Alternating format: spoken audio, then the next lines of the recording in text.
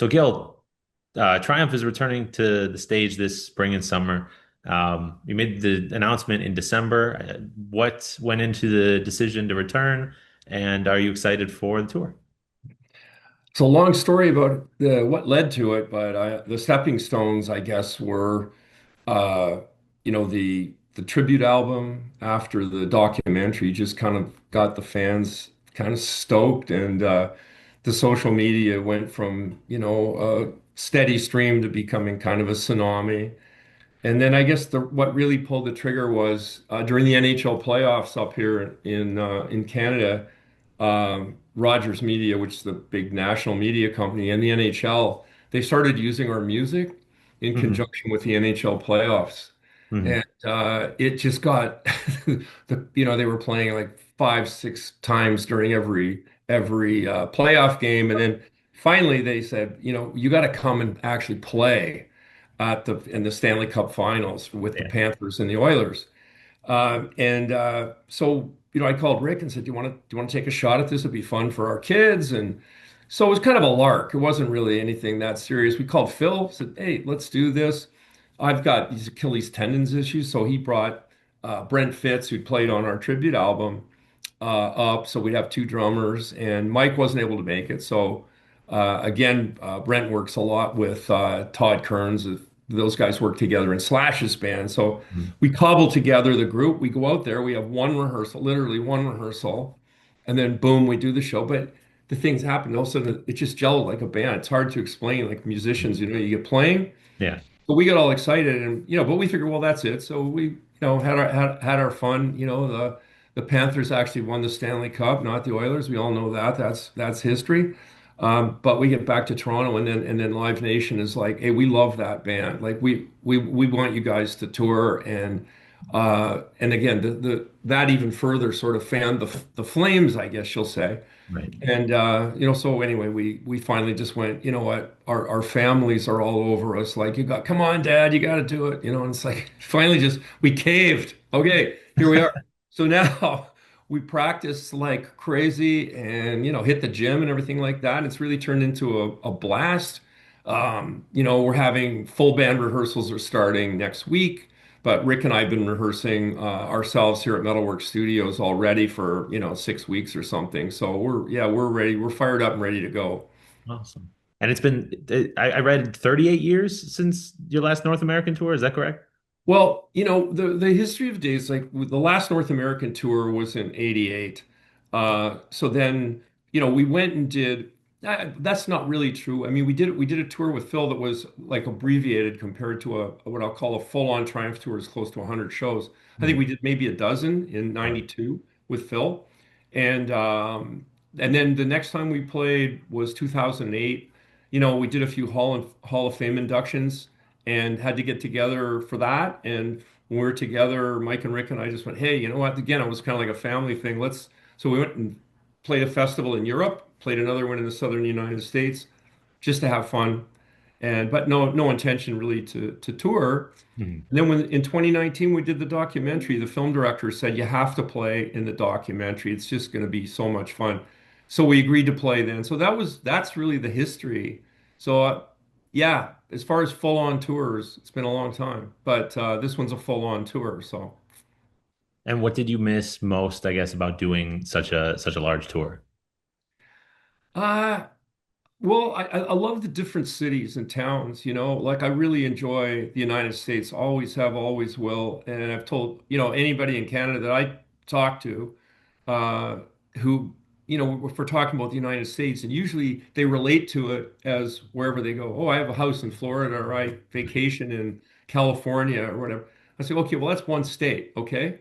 But we're talking about a country with 50 states. It's like 50 countries. Right. Yeah. And I, with touring, that's one of the things I liked. It was we didn't just play the big markets. We didn't just play New York and LA and Chicago and Dallas, like, or Buffalo for that matter. We played in much smaller towns, all through upstate New York, places like Glens Falls, for example, that's near your neck of the woods, or uh, Erie, Pennsylvania, not too far from where, from Buffalo. We still played, the bigger markets, the Clevelands and so on, but we would play Toledo and we would play these smaller, towns. And that's how we built the band. We built it based on live performances. It was pre-internet, so there was none of this, you have a thing on Spotify and everybody knows your music. It was one territory at a time. So I miss the people. And there's great fans all across Canada, all across America, which is where this tour is going. We're not going to go to Europe at this point, but yeah, seeing everybody again face to face and feeling the vibe from the audience can be pretty cool, I think, Adam. Awesome. And as far as that, Canadian and American relationship goes, Buffalo being right on the border, I've talked to a couple other Canadian artists in the past about this. How do you feel about Buffalo? Because it's to me living here, it's so similar. It's just like literally I am a mile from the border here, and um I don't know. It's I always love going up there, and I guess how do you feel about that Well, relationship? it's funny because the story on Triumph, right, is that we broke out of Texas, which is not incorrect. I mean, San Antonio was kind of that was when the pin on the grenade got pulled.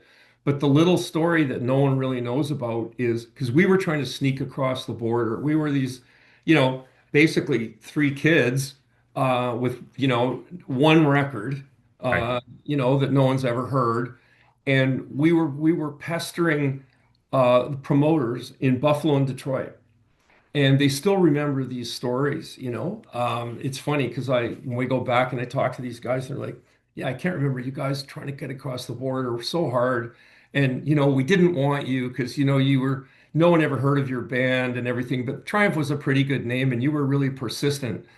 So the backstory in Buffalo, of course, it relates back to Eddie Tice was the first guy that I don't know if that name means anything to you, but Eddie took our phone call, and Mhm. then the next thing you know, he managed to get us into a club in Lockport, and I think I'm trying to remember now. I think he got us into McVance too, of all places.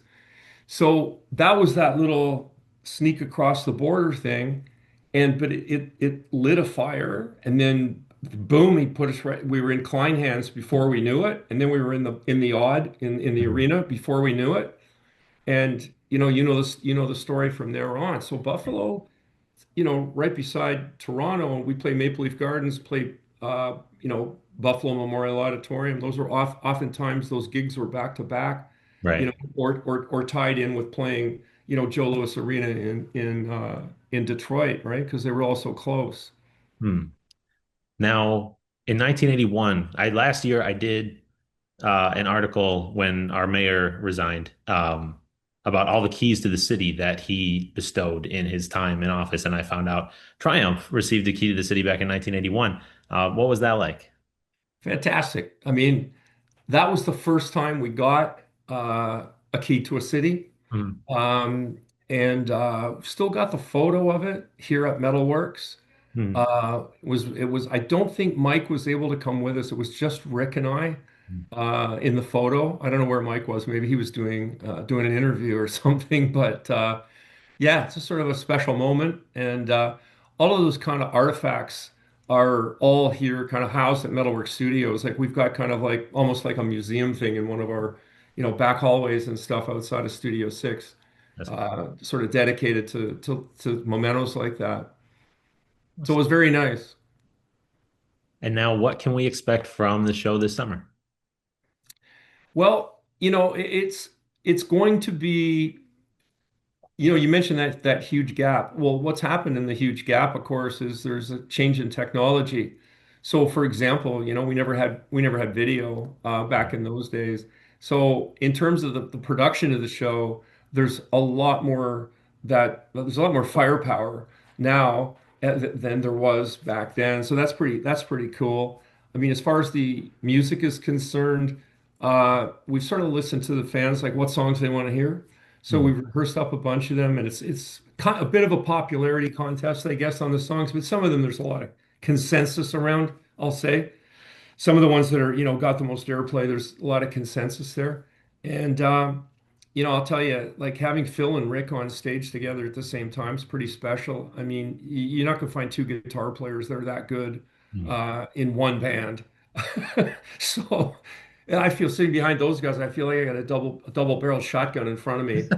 So that part's pretty cool. And then then Brent and Todd and hopefully Mike will be with us. Mike, we're not sure if he's going to be there or not. He's got a few things, health issues going on, but he's planning to be out as many shows as possible. I know Buffalo would be high on his list, so that'll be a game time decision. But I think that we're going to have a lot of the songs people want to hear. I think we're going to have a show that's somewhat reminiscent of, some of the stuff we did back in the day. It's just that now, it's like comparing anything, like comparing cars or TVs or it's just bigger and better. So there'll be a lot of toys in Santa's bag that are going to be showing up in Buffalo.